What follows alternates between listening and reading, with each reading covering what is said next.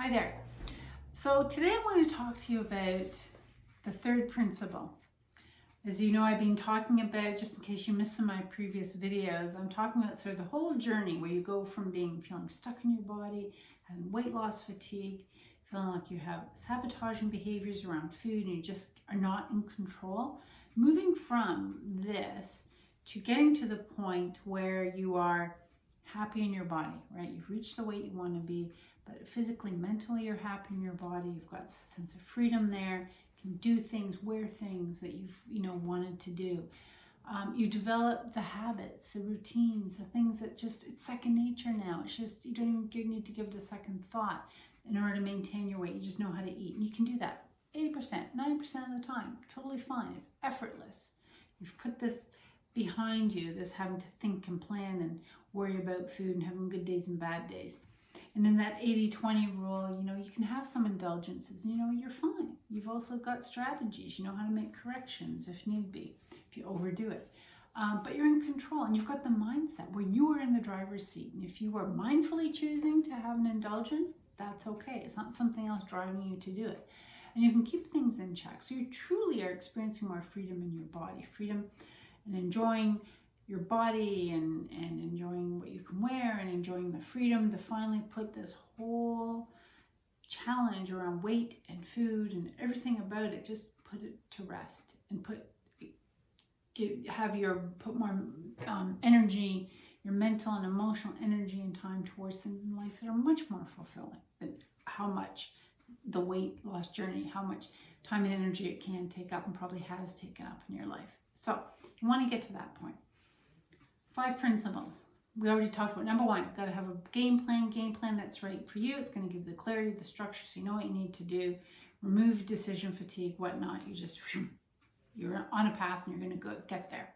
Number 2 was your why. That's where the true deep-seated motivation comes from. Not fleeting, excited motivation, but that sort of very purposeful, this is why I want to do this. This is why it's important to me.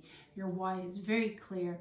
You have strategies to keep your why on the radar and you can keep moving forward. And it's going to help override the cravings. It's going to help to override the challenges and the temptations that will inevitably come up. So that's number 2. Number 3, that's what I'm going to talk about today, is developing routines so that they become habits. I mean, it doesn't sound very exciting, right? But honestly, this is what has to happen. And the more, as you are on a weight loss journey and striving to lose weight, developing these routines, developing the habits will set you up so that as you go into more maintenance mode, recognizing that continuing with these habits is what's going to help you keep the weight off. A lot of times, and in my program, I have different phases, right? With losing phase, locking in, and maintenance to help people navigate through this. Because often what happens is once they've reached the goal, there's almost a part of them that checks out. They stop the routines, they stop the habits that they had. And then all the old cravings and things come back into play, and then they're putting weight on.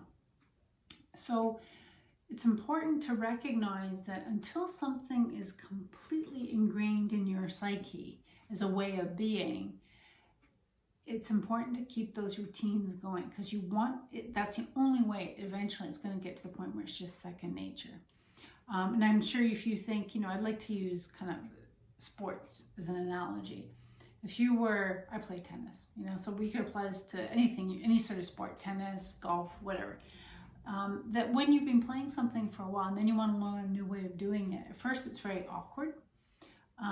Usually your game will deteriorate and then it starts to get better. So this weight loss journey. You start to get better. You're improving over time.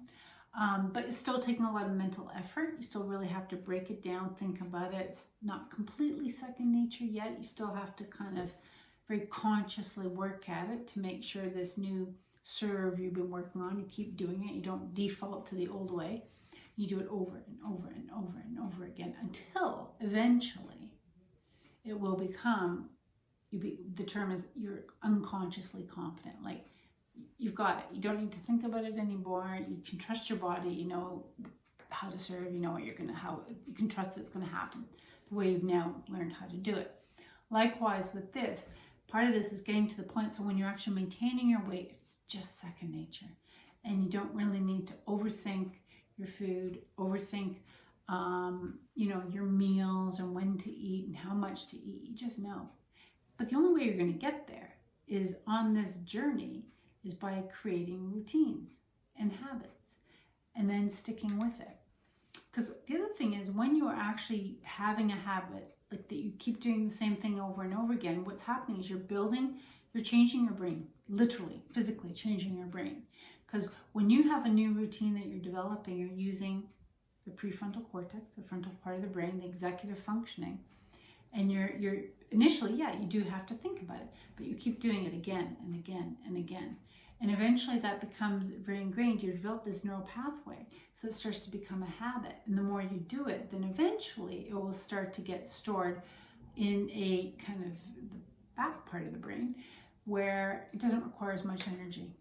Just like learning to drive a car. I think I gave this example a few weeks ago. Initially, it takes a lot of mental effort. You know, practice, until, oh, you get in the car, and now you can, you know, drink a coffee, talk on the phone, hands-free, do all sorts of things and drive. It's like, because it's there. It's stored in this more primitive part of the brain. It doesn't take as much energy for the brain, whereas, you know, using the prefrontal cortex takes more energy, like physical energy, more glucose and oxygen.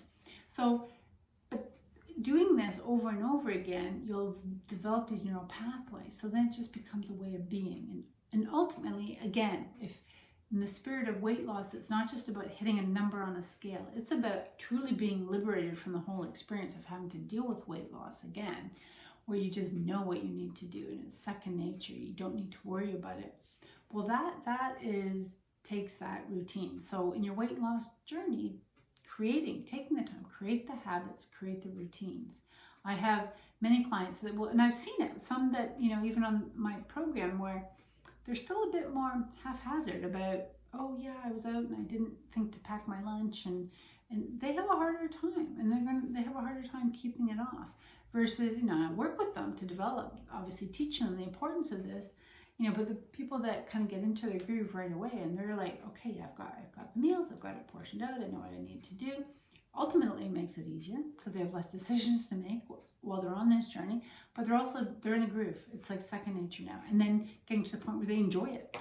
Initially, you may resent it. You may be like, oh, this is boring. I don't want to have to do this. But ultimately, it is what's going to serve you. And again, back to your why, what's your, you know, the bigger purpose in this? Well, creating these habits, these routines may seem boring, but if it's ultimately fulfilling a purpose and your why as to why you want to lose weight, and it's more very value driven, very heartfelt kind of reason for wanting to lose weight, then that's okay. You can deal with a little bit of the routine and what seems like might be boring, because ultimately it's going to free you up so you can put your time and energy towards things that are actually more fulfilling and important to you in your life. So reflect back on either what you're doing now or in the past and just look, did you have a very clear-cut plan, or was it loosey-goosey?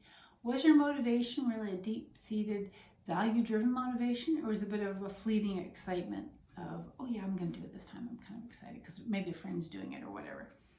And did you actually, or are you developing some routines where you've got, and by routines, you're planning your food. You've got a routine in terms of, you know what you need to have. So your grocery shopping becomes routine. Routines, part of developing routines is writing down, tracking your food, tracking your weight, tracking measurements. These are feedback loops. So this is keeping you, it's just keeping you, you know, focused on your journey. You're getting into a groove. And the more you do these things, again, you're using this prefrontal cortex in your brain, that's going to set you up for success. Versus if you're a bit more impulsive, you're going to kind of be victim to, you know, stress levels, mood, all these sorts of things, your hunger level, all this is going to come into play. Versus if you have a plan and you're developing the routines, so they become habits, that is what's going to free you up in the long run. Taking that approach now will free you up. Okay, so join me. I'll be back on next week to talk about our fourth key principle towards successful permanent weight loss that will allow you to experience freedom in your body. Okay, take care.